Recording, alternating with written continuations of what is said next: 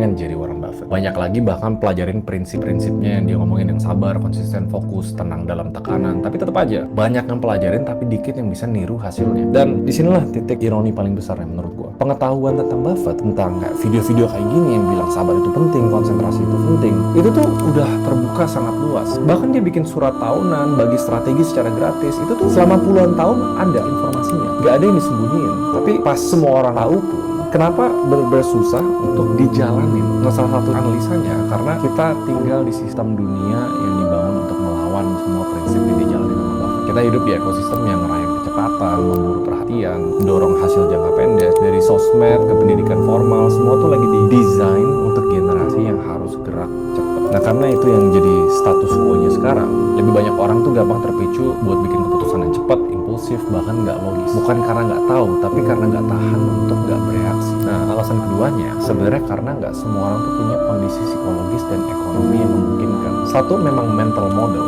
untuk tetap bisa sabar pas semuanya lagi chaos. Tapi nggak bisa dipungkirin ada faktor-faktor eksternal yang bikin orang bisa lebih sabar dibanding orang-orang lain. Kalau kalian punya tekanan finansial, tekanan sosial, tekanan emosional, biasanya orang-orang ini nggak punya kemewahan waktu untuk nunggu 10 tahun. Mereka nggak bisa tenang pas kebutuhan dasar aja nggak bisa terpenuhi. Dan bukan karena bodoh atau malas menurut gue, tapi karena emang kehidupannya mereka yang nuntut buat keputusan cepat, walaupun keputusan itu bukan keputusan yang terbaik. Nah, makanya di kondisi kayak gini, jadi sabar sama rasional itu bukan hal yang sulit, tapi borderline impossible. Karena Buffett sendiri, yang gue harus tekanin juga ya, mulai karirnya tuh dengan banyak privilege, akses pendidikan, mentornya Benjamin Graham, lingkungan sosial yang relatif stabil. Tapi just because itu bukan berarti hasilnya tuh nggak valid, tapi konteks tetap penting.